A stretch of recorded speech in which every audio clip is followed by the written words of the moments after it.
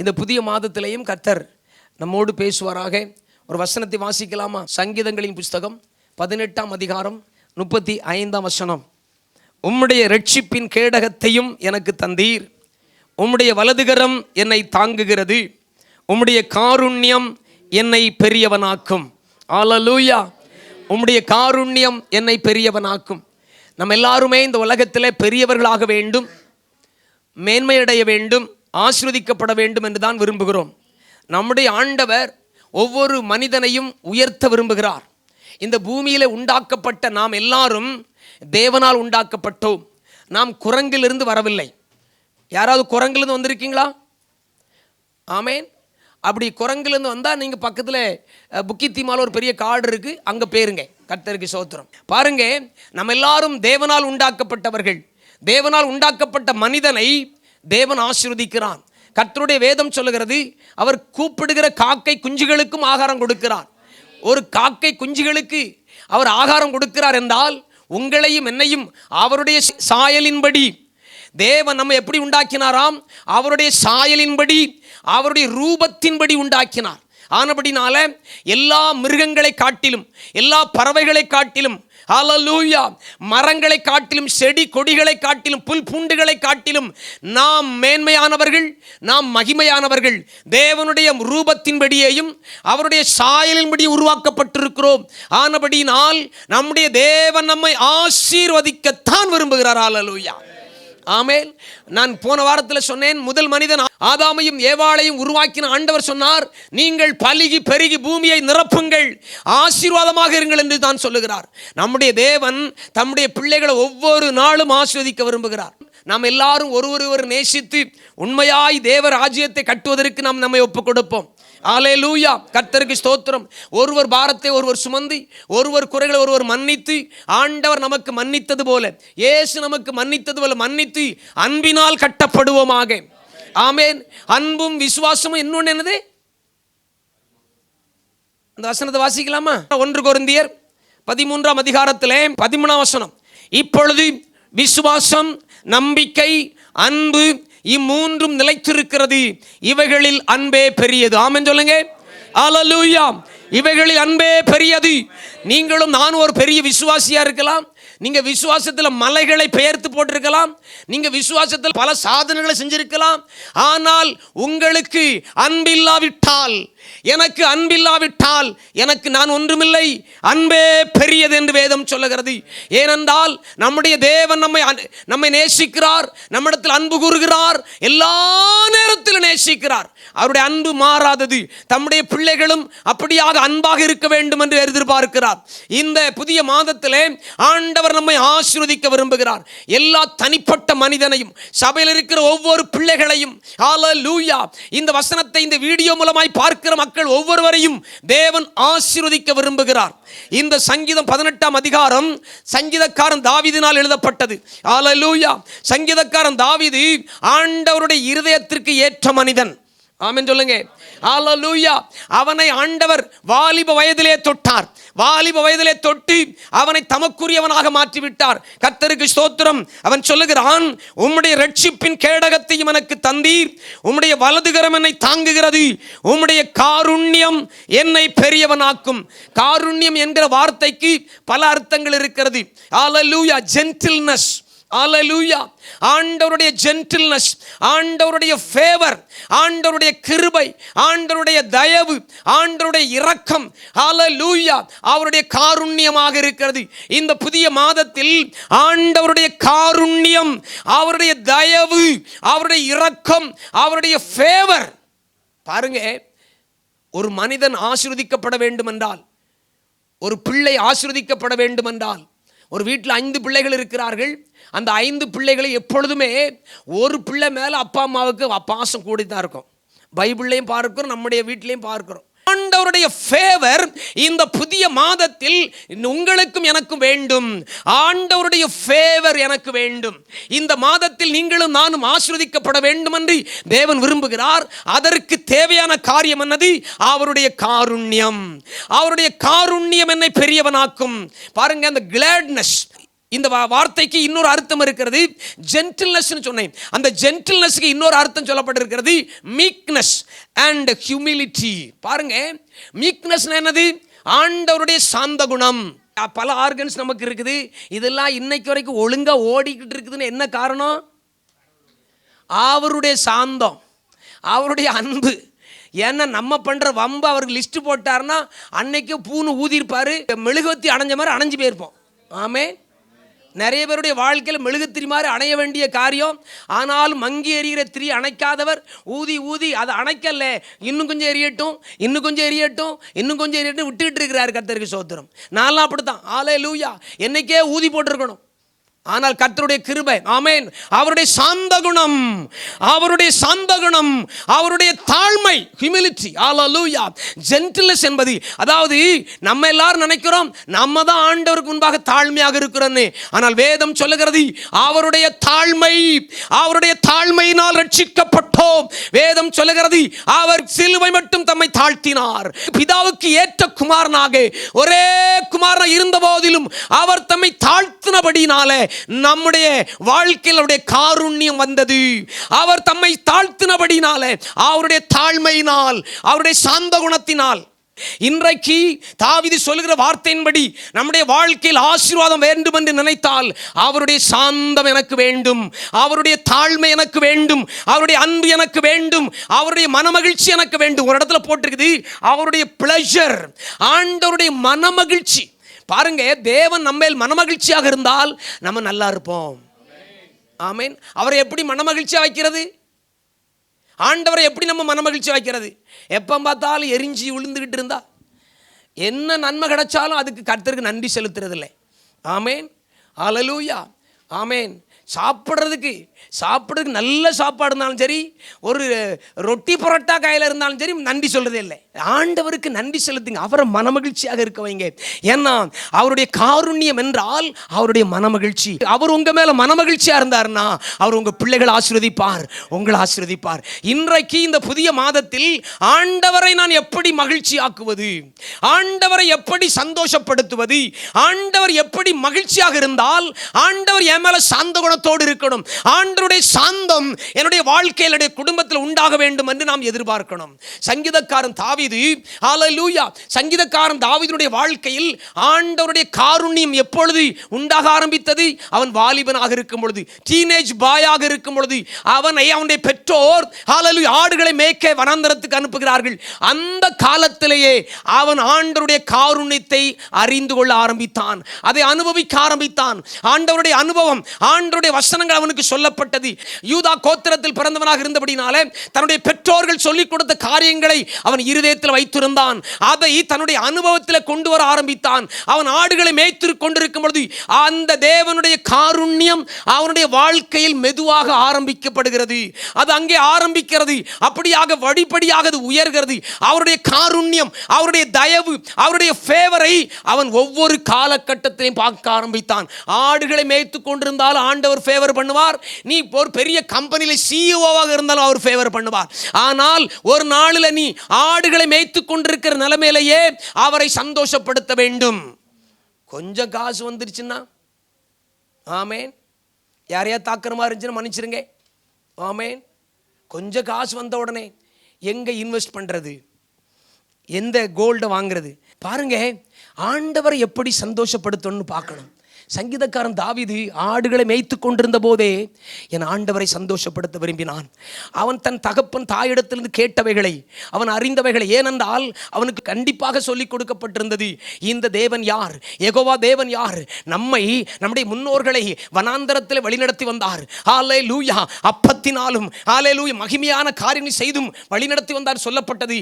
அவனுடைய வாழ்க்கையில் அவருடைய காருண்யம் அந்த வனாந்தரத்திலே ஆடுகளை மேய்த்து கொண்டிருந்த போது அவனுக்கு கொடுக்கப்பட்ட அந்த ஃபேவரை தேவன் கொடுத்தார். அதை அவன் அனுபவிக்க ஆரம்பித்தான். அதற்கு அப்புறம் சாமுவேல் என்கிற தீர்க்கதரிசி அவனை அபிஷேகம் பண்ணும் போது ஆண்டவருடைய ஃபேவருடைய அடுத்த படிக்கு போறான். ஆமென்.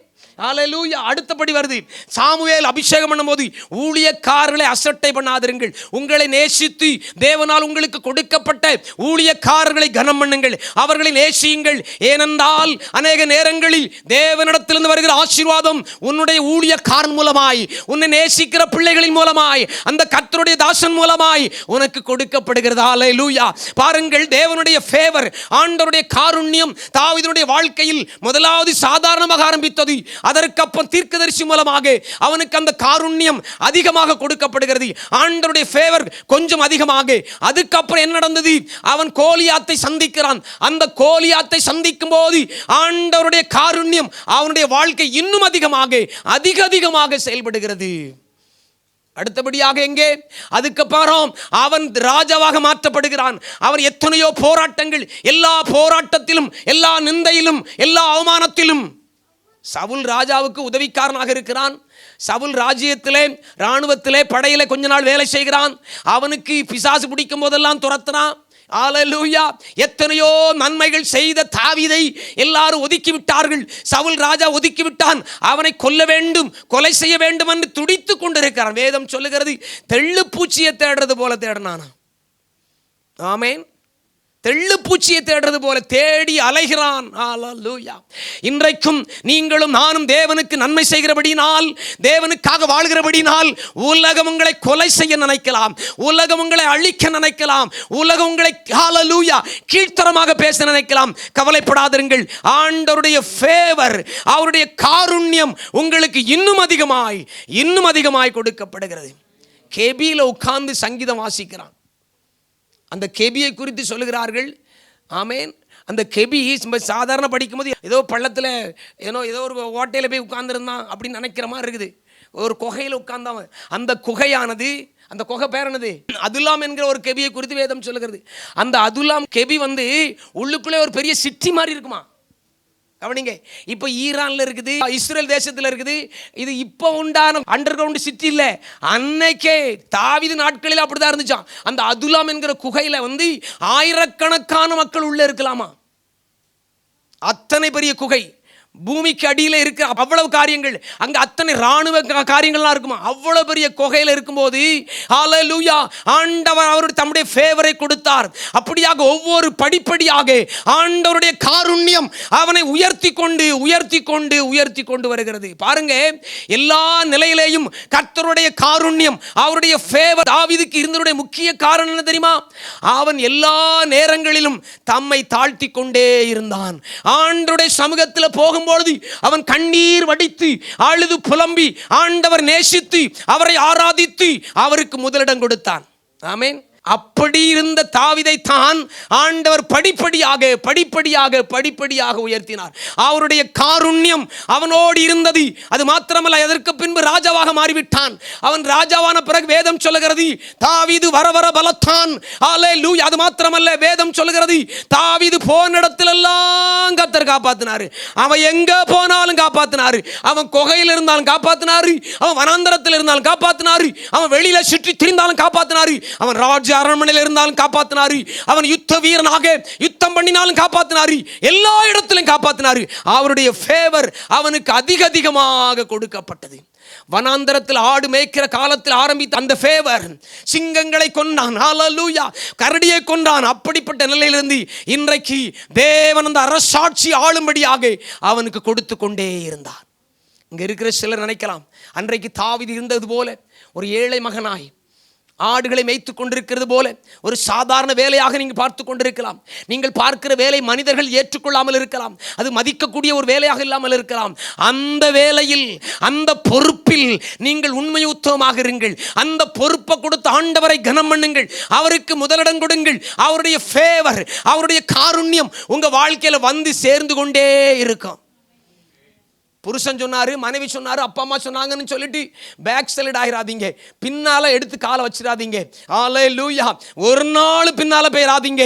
ஏனென்றால் மனிதர்கள் ஓடி போவார்கள், கணவர் ஓடி போவார், மனைவி ஓடி போவார்கள், பிள்ளைகள் ஓடி போகும், பெற்றோர்கள் ஓடி போவார்கள்.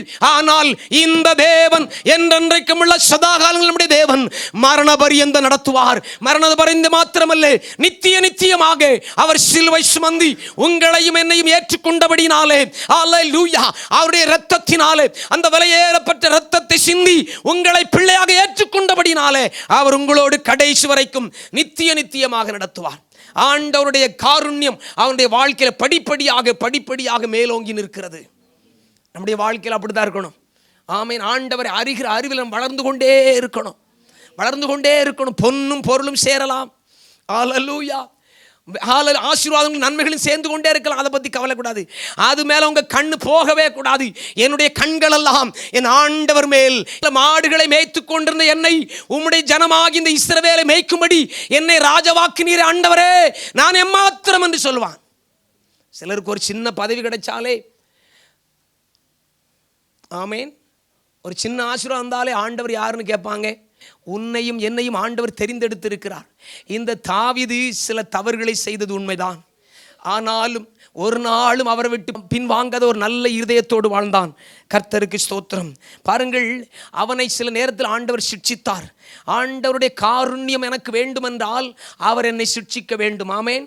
நான் செய்கிற தவறை அவர் எனக்கு சுட்டி காட்டணும். அவர் சுட்டி காட்டுகிற தவறை நான் கேட்டு நான் கீழ்ப்படியணும்.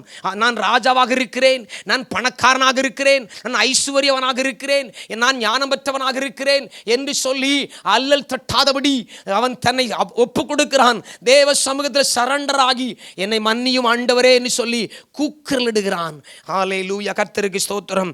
பாருங்கள், ஆண்டவர் யார் மேல இப்படி ஃபேவர் வைப்பார், யாரை பெரியவளாக்குவார்? இந்த மாதத்தில் ஆண்டவருடைய காருண்யம் எனக்கு வேண்டும்.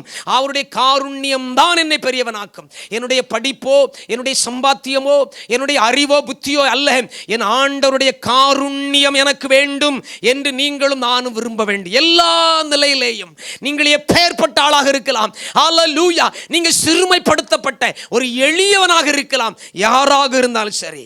ஹல்லேலூயா, கர்த்தருக்கு ஸ்தோத்திரம். இன்னொரு வசனத்தை வாசிக்கிறேன். சங்கீதம் 5ஆம் அதிகாரம் 12ஆம் வசனத்தை வாசிங்க. கர்த்தாவே, நீ நீதிமானை ஆசீர்வதித்து காருண்யம் என்னும் கேடகத்தினால் ஹல்லேலூயா அவனை சூழ்ந்து கொள்ளுவீர். காருண்யம் என்பது அவருடைய ஃபேவர். இந்த இடத்துல வசனம் சொல்லுகிறது, சங்கீதக்காரன் சொல்லுகிறான், தாவீது சொல்லுகிறான், அவருடைய காருண்யம் என்னும் கேடகத்தினால் அவனை சூழ்ந்து கொள்ளுகிறீர். அதாவது ஆண்டவருடைய காருண்யம், ஆண்டவருடைய ஃபேவர், ஆண்டவருடைய பாதுகாப்பாக இருக்கிறது. ஆமென். அவருடைய சமாதானம், அவருடைய சந்தோஷம், அவருடைய மனமகிழ்ச்சி, அவருடைய கிருபை, அவருடைய தயவுதான் நமக்கு பாதுகாப்பு. ஆமென். ஹல்லேலூயா. இயேசுவின் இரத்தம் நமக்கு பாதுகாப்பாக இருக்கிறது. அதில் எந்த மாற்றமும் இல்லை. பரிசுத்த ஆவியானவர் நமக்கு பாதுகாப்பை கொடுக்கிறார், எந்த மாற்றமும் இல்லை. தேவ தூதர்கள் நமக்கு பாதுகாப்பு கொடுக்கிறார், எந்த மாற்றமும் இல்லை.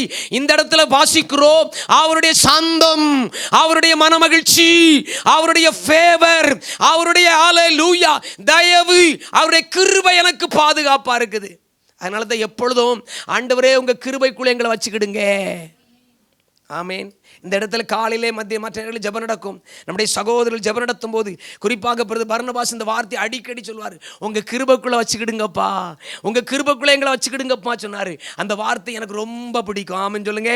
அவருடைய கிருபைக்குள்ளாக நம்ம வைத்துக் கொள்ளுகிறார், அவருடைய கிருபைக்குள்ளாக வைத்துக் கொள்ளுகிறார், அவருடைய தயவுக்குள்ளாக வைத்துக் கொள்ளுகிறார். ஏனென்றால் அதுதான் என்னுடைய கேடகம், அதுதான் என்னுடைய பாதுகாப்பு. ஹல்லேலூயா. ஆமென். உங்க பிள்ளைகளுக்காக ஜெபிங்க, உங்களுக்காக ஜெபிங்க. அவருடைய காருண்யம் எனக்கு கேடகமாக பாதுகாப்பை கொடுக்கிறதாக இருக்கிறது. ஹல்லேலூயா. அதுல பாருங்க, அந்த வசனத்துல 18ஆம் அதிகாரத்துல அவன் சொல்லுகிறான், முதலாவது காரியம் என்ன சொல்லுகிறான்? உம்முடைய இரட்சிப்பின் கேடகத்தையும் எனக்கு தந்தீர்.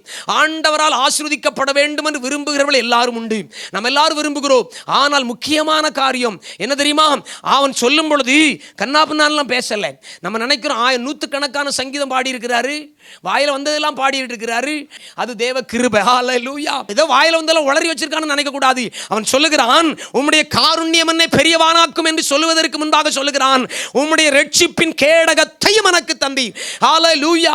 அவருடைய காருண்யம் தான் கேடகம், அதோடு கூட அவருடைய இரட்சிப்பு எனக்கு எப்பொழுதும் நிலைவரமாக இருக்க வேண்டும். ஒவ்வொரு நாளும் அவருடைய இரட்சிப்புக்குள்ளாக, அந்த இரட்சிப்பு என்றால் என்ன அர்த்தம்? அது பிரித்தெடுக்கப்பட்ட வாழ்க்கை. ஆண்டவருடைய காருண்யம் யாருக்கு கொடுக்கப்படும்? ஆண்டவருடைய காருண்யம், ஆண்டவருடைய ஃபேவர் யாருக்கு கொடுக்கப்படும்? அவரால் பிரித்தெடுக்கப்பட்ட பிள்ளைகளுக்கு. எல்லாருக்கும் கிடையாது. ஆமேன். நான் இஷ்டம் போல் வாழ்வேன், மாதத்தில் ஒரு நாள் வாரத்தில் வந்துட்டு போவேன், அட்டண்டன்ஸ் போட்டு போவேன் அப்படின்னா தெரில எனக்கு. ஆமேன். இல்லை, தாவீது இந்த வசனத்தின் மூலமாய் தேவன் நம்மோடு பேசுகிற காரியம் என்னவென்றால், அவருடைய காருண்யம் என்னை பெரியவனாக்கும். தாவீது அதற்கு பாத்திரவனாக நடந்து கொண்டான், தேவனுடைய சத்தத்துக்கு செவி கொடுத்தான். அதனால தான் ஆண்டவர் சொல்கிறார், என் இதயத்திற்கு ஏற்ற மனிதன். ஆண்டவருடைய இதயத்துக்கு ஏற்ற மனிதராக இருந்தான். நம்ம எல்லாரும் ஆசீர்வதிக்கப்பட விரும்புகிறோம். நான் மாத்திரமல்ல, இந்த உலகத்தில் அத்தனை மக்களும் ஆசீர்வதிக்கப்பட விரும்புகிறார்கள். தெய்வம் இல்லை என்று சொல்லுகிறவனும் ஆசீர்வதிக்க விரும்புகிறான். ஹல்லேலூயா. பிசாசை வணங்குகிறவர்களும் ஆசீர்வதிக்கப்பட வேண்டும் விரும்புகிறார்கள். எல்லாவற்றையும் செய்து கொண்டிருக்கிற கொலைகாரனும் கொள்ளைக்காரனும் அசுத்தனும் விபச்சாரக்காரனும் வேசிக்கள்ளனும் ஆசீர்வதிக்கப்பட வேண்டும் என்று விரும்புகிறான். ஆனால் நீங்களும் நானும் பிரித்தெடுக்கப்பட்ட அந்த வாழ்க்கைக்குள்ளாக இருக்க வேண்டும். இரட்சிப்பின் கேடகத்தையும் எனக்கு தந்தீர். அந்த இரட்சிப்பு தான் அவருடைய பரிசுத்த இரத்தத்தினால் கழுவப்பட்டு அவரோடு பண்ணின அந்த உடன்படிக்கை தான் ஆண்டவருடைய ஃபேவர், ஆண்டவருடைய ஆசீர்வாதம், ஆண்டவருடைய தயவை ஒவ்வொரு நாளும் நமக்கு கொடுத்து கொண்டிருக்கிறது. ஆமென். ஹல்லேலூயா. கர்த்தருக்கு ஸ்தோத்திரம். நம்முடைய ரட்சிப்பை ஒரு நாள் அசட்டை பண்ணவே கூடாது. இஸ்ரவேல் மக்கள் ஆண்டவர் தந்த ரட்சிப்பை, அவருடைய ஜனங்களை விடுதலையாக்கி எகிப்தில் இருக்கும்போது லபோ தீபோன்னு அடிச்சுக்கிட்டு இருந்தான். பயங்கரமான பாடு, நிந்த அவமானம். வெளியே வந்து என்ன சொல்றான்? நாங்கள் சந்தோஷமா இருந்தோம்ல. ஆமே. இந்த மோசே ஒரு வெறுவா கட்டவன், கூட்டு வந்துட்டான் எங்களெல்லாம். நாங்கள் இங்கே என்ன ஜாலியாக இருந்தோம். என்ன சாப்பிட்டாங்களா? வெள்ளரிக்காய் பல வகைகளை சாப்பிட்டோம், கோழி சாப்பிட்டோம், இறைச்சி சாப்பிட்டோம், அதை சாப்பிட்டோம், இதை சாப்பிட்டோம். ஆமே, வந்துட்டோம் அப்படின்னு சொல்கிறான். ஆனால் ஆண்டவருடைய வார்த்தை சொல்கிறது, அவர்களுடைய கண்ணீரை, அவர்களுடைய கூப்பிடுதலை தேவன் கேட்டு அவர்களை விடுதலை ஆக்கினார். அவர்கள் தேவனுடைய ரட்சிப்பை அசட்டை பண்ணினார்கள், ஆண்டவருடைய மீட்பை அசட்டை பண்ணினார்கள். இன்றைக்கும் அநேக கிறிஸ்தவர்கள் அவர்கள் ரட்சிக்கப்பட்ட காரியங்களை, காலங்களை அசட்டை பண்ணுகிறார்கள். ஒரு லெவலுக்கு வந்த பிறகு ஆண்டவர்கிட்ட சும்மா வர்றது, எல்லாரும் இவங்களுக்கு வந்து சால்வை போடணும், இவங்களை மாலை போட்டு கூப்பிடணும், இவங்களுக்கு ஒரு பெரிய அந்தஸ்து. ஹல்லேலூயா. என் ஆண்டவருடைய சமூகத்தில் சொல்லுகிறேன், நீ உலக பிரகாரமான ஆசீர்வதிக்கப்பட்டவனாக இருக்கலாம், நீ பெரியவனாக இருக்கலாம், நீ பெரிய தலைவனாக இருக்கலாம். என் ஆண்டவர் சொல்லுகிறார், நீ ஒருவேளை தேவனால் ஆசீர்வதிக்கப்பட்டவன் அல்ல, நீ உன்னுடைய சுய முயற்சினால் ஆசீர்வதிக்கப்பட்டவன். தேவ சமூகத்தில் வரும்போது நீ ஒருவேளை வெறுங்கையாய் நிற்க வேண்டிய கட்டாயம் வரலாம். ரட்சிப்பின் கேடகத்தையும் எனக்கு தந்தி. அந்த ரட்சிப்பு எனக்கு முக்கியம். ஒவ்வொரு நாளும் அந்த ரட்சிப்பின் அடையாளத்தோடு வாழ வேண்டும். அந்த பிரித்தெடுக்கப்பட்ட வாழ்க்கையில நாம் இருக்க வேண்டும். அப்பொழுதுதான் ஆண்டவருடைய ஆசீர்வாதம், அவருடைய தயவு நம்முடைய வாழ்க்கையில தொடர்ச்சியாக வந்து கொண்டிருக்கும். ஆமென். ஹல்லேலூயா. வேதம் சொல்லுகிறது, ஆதியாகமம் 6:8, நோவாவுக்கோ கர்த்தருடைய கண்களில் தயவு கிடைத்தது. பாருங்க, ஆண்டவர் யாருடைய வாழ்க்கையெல்லாம் அவருடைய ஃபேவர் அனுப்புறார், யாருடைய வாழ்க்கையிலுடைய காருண்யத்தை கொடுக்கிறார் தெரியுமா? ஆண்டவருக்காக யாரெல்லாம் வாழ விரும்புகிறார்களோ, ஆண்டவருடைய ராஜ்யத்தை யாரெல்லாம் கட்ட விரும்புகிறார்களோ, ஆண்டவருக்காக யாரெல்லாம் யுத்தம் பண்ண விரும்புகிறார்களோ, அவர்களுக்குத்தான் தாவீது சொன்ன அந்த அடையாளமான வார்த்தை உண்டாகும். ஆமீன். உம்முடைய காருண்யம் என்னை பெரியவனாக்கும். எல்லாருக்கும் அந்த வசனத்தை கேட்டவன ரொம்ப சந்தோஷம், உண்மைதான். ஆனால் நாம் எல்லாரும் கர்த்தருடைய ராஜ்யத்தை கற்றுள்ளாக மாற வேண்டும். கர்த்தருக்கு ஸ்தோத்திரம். ஹல்லேலூயா. மோசேயை குறித்து வேதம் சொல்லுகிறது, யாத்திராகமம் 33:13 வசனத்தில் வாசிக்கிறோம். ஆண்டவர் மோசே ஒரு நோக்கத்தோடு பிரித்தெடுத்தார், அவன்கிட்ட ஒரு பெரிய பொறுப்பை கொடுத்தார். இஸ்ரவேல் மக்களை விடுதலையாக்க வேண்டும். அந்த பொறுப்பை கொடுத்தபடினாலே வசனம் சொல்லுகிறது 33:13, உம்முடைய கண்களில் எனக்கு கிருபை கிடைத்ததானால், அது என்ன சொல்லுகிறது? உம்முடைய கண்களில் எனக்கு ஃபேவர் கிடைத்ததானால். ஆண்டவர் சொல்றாரு, என் கண்களில் உனக்கு ஃபேவர் கிடைச்சது, நான் உனக்கு ஃபேவர் கொடுப்பேன். ஆண்டவருடைய காரியத்தில் யார் முனைப்போடு நிற்கிறார்களோ, நீ உன் பிசினஸ்லே இருந்துகிட்டு ஐயோ இது பெருசாகணும், அது பெருசாகணும், ஆமே $50 இன்கிரிமெண்ட் வந்தோடனே ஒரு 4 கிராம் தங்கத்தை வாங்கணும், ஹல்லேலூயா, அங்க வாங்கணும், இதை வாங்கணும், அதை வாங்கணும், சுத்தி அலைஞ்சிக்கிட்டு இருந்தா ஃபேவர், கர்த்தருடைய ஃபேவர் வராது. உன்னுடைய சுய முயற்சியினால் ஃபேவர் வரும். ஆமே. வேதம் தெளிவாக சொல்லுங்க, மோசேக்கு கர்த்தருடைய கண்கள் தயவு கிடைத்தது, ஃபேவர். ஏன்னா நம்ம தான் பார்க்குறோமே, 10 பேரை வச்சு மேய்க்க முடியல. அந்த மோசேக்கு ஆண்டவருடைய கண்களில் ஃபேவர் கிடைச்சதுனால எத்தனை லட்சம் மக்களை மேய்ச்சாரு. ஆமேன். உங்களையும் கர்த்தர் அப்படியே ஆசீர்வதிக்க விரும்புகிறார். தேவனுடைய தயவுள்ள கரம் உங்க கூட இருக்கணும். அது மாத்திரம் இல்லை, பவுலுடைய வாழ்க்கையில் வாசிக்க நிறைய இடத்துல இருக்குது. அந்த என் கிருபை உனக்கு போதும்னு சொல்லப்பட்டிருக்கு பார்த்தீங்களா? என் தயவு உனக்கு போதும். என்னுடைய ஃபேவர் உனக்கு போதும். ஆண்டவர் பவுல் அப்போஸ்தலனை கொண்டு தம்முடைய ராஜ்யத்தை கட்டினார். அவன் சொல்றான், நான் அழைக்கப்பட்டது யாருக்காக? நான் அழைக்கப்பட்டது யாருக்காக? புறஜாதிகளுக்கு சுவிசேஷம் அறிவிக்கும்படியாக. அப்படியே சொல்றான். நான் பேதுருவை ஆண்டவர் இஸ்ரவேலர்களுக்கு சுவிசேஷம் சொல்லும்படி அழைத்தார், என்னையோ புறஜாதிகளுக்காக அழைத்தார். ஆனால் அந்த பவுல் சொல்றாரு எங்க சொல்றாரு தெரியுமா? ரோமர் 10:1 வாசிங்க. சகோதரரே, இஸ்ரவேலர் ரட்சிக்கப்பட வேண்டும் என்பதே என்னுடைய இருதயத்தின் விருப்பமும் நான் தேவனை நோக்கி செய்யும் விண்ணப்பமா இருக்கிறது. என் ஜனம், என் தமிழ் மக்கள், என் இந்திய மக்கள் ரட்சிக்கப்பட வேண்டும். என் குடும்பத்தில் உள்ள மக்கள் ரட்சிக்கப்பட வேண்டும். என்னுடைய குடும்பத்தார், என்னுடைய அண்ணன் தம்பிமார், என்னோடு பிறந்தவர்கள், என்னுடைய உறவினர்கள், என்னுடைய ஊர்க்காரர்கள், என்னுடைய கிராமத்து மக்கள் ரட்சிக்கப்பட வேண்டும் என்று யாரெல்லாம் விரும்புகிறீங்களோ, யாரெல்லாம் செயல்படுறீங்களோ, யாரெல்லாம் ஜெபிக்கிறீங்களோ அவர்களுக்கு தேவன் தம்முடைய ஃபேவரை, தம்முடைய காருண்யத்தை அனுப்பி உங்களை பெரியவர்களாக மாற்றுவார். பவுல் அழைக்கப்பட்டது புறஜாதிகளுக்காக. அவன் சொல்றான், என் ஜாதி மக்கள் எல்லாம், என் இஸ்ரவேல் மக்கள் எல்லாம், யூத கோத்திரம் எல்லாம் இயேசுவை அறிய வேண்டும், ரட்சிக்கப்பட வேண்டும் என்று விரும்பி வாஞ்சியோடு செயல்படுகிறான். எந்த ஊருக்கு போனாலும் சரி, எந்த பட்டணத்துக்கு போனாலும் சரி, யூதர்களையும் சந்திப்பான், புறஜாதிகளையும் சந்திப்பான். ஹல்லேலூயா, ஆமென். ஆமா, இப்படிப்பட்டவனுக்கு தான் ஃபேவர் ஆஃப்டர் ஃபேவர். என் கிருபை உனக்கு போதும், நான் உனக்கு தயவு பண்ணுவேன் என்று ஆண்டவர் சொல்கிறார். யாரெல்லாம் இன்றைக்கு தேவனுடைய ராஜ்யத்தை கட்ட விரும்புகிறீர்களோ, நீங்க என்ன வேலை செஞ்சாலும் பரவாயில்ல, நீ ஒர்க் பர்மிட்டா இருக்கலாம், நீ மேனேஜரா இருக்கலாம், நீ எந்த இருக்கலாம், ஹல்லேலூயா, யாராக இருந்தாலும் பரவாயில்ல, நீங்கள் தேவனுடைய ராஜ்யத்தை கட்ட விரும்பினால் உங்களுக்கு ஆண்டவருடைய காருண்யம் உண்டாகும். ஒப்பு கொடுங்க. ஆமே, அலைந்து திரிய மாட்டீர்கள். உங்களுக்கென்று தேவன் வைத்திருக்கிற இடத்துல நிலைத்திருப்பீர்கள். ஆமென், ஹல்லேலூயா. உங்களுக்கென்று தேவன் வைத்திருக்கிறது நீங்கள் காணும்படி உங்கள் கண்கள் திறக்கப்படும். ஹல்லேலூயா. ஆண்டவருடைய ராஜ்யத்தை கட்டுவதற்கு எஸ்தர் என்ற ஒரு பெண்மணி இருந்தாள். அவளுக்கு தேவன் கிருபை பாராட்டினார், அவளுக்கு தேவன் தயவு பாராட்டினார். ஒரு சாதாரண அடிமை பெண்ணாக இருந்தவள் அவளை ராணியாக, ராஜாத்தியாக மாற்றி, ஹல்லேலூயா, இஸ்ரவேலுக்கு, யூதர்களுக்கு மீட்பை உண்டாக்கும்படியான ஒரு மனுஷியாக மாற்றிவிட்டார். ஆமென். நிச்சயமாக தேவனுடைய ஃபேவர், அவருடைய காருண்யம் இந்த மாதத்தில் உங்களுக்கு எனக்கு உண்டாகும். இன்றைக்கு அவருடைய காருண்யம் என்னை பெரியவனாக்கும். அவருடைய காருண்யம், அவருடைய தயவு, அவருடைய இரக்கம், இந்த புதிய மாதத்தில் அவருடைய இரக்கத்துக்காக காத்திருங்கள். ஆண்டவருடைய முகத்தை தேடுங்கள். அவருடைய தயவு, அவருடைய இரக்கம், அவருடைய காருண்யம் உங்கள் வாழ்க்கையில் கூடிக்கிட்டே இருக்கும். நீங்கள் எந்த நிலையில் இருந்தாலும் உங்கள் அழைக்கப்பட்ட அழைப்பையும் ரட்சிப்பையும் மறந்துடாதீங்க. ஆமென். ஒரு பாவம் நம்மை தொடர்ந்து வரும் பொழுது, நான் ரட்சிக்கப்பட்டிருக்கிறேன், நான் பிரித்தெடுக்கப்பட்டவன் என்று சொல்லுங்க. ஆண்டவர் அந்த நேரத்தில் உங்களுக்கு ஒரு தயவை அனுப்புவார். உங்கள் சூழ்நிலை மாறும், உங்கள் கட்டுகள் அவிழ்க்கப்படும், ஆண்டவர் உங்களை ஆசீர்வதிப்பார்.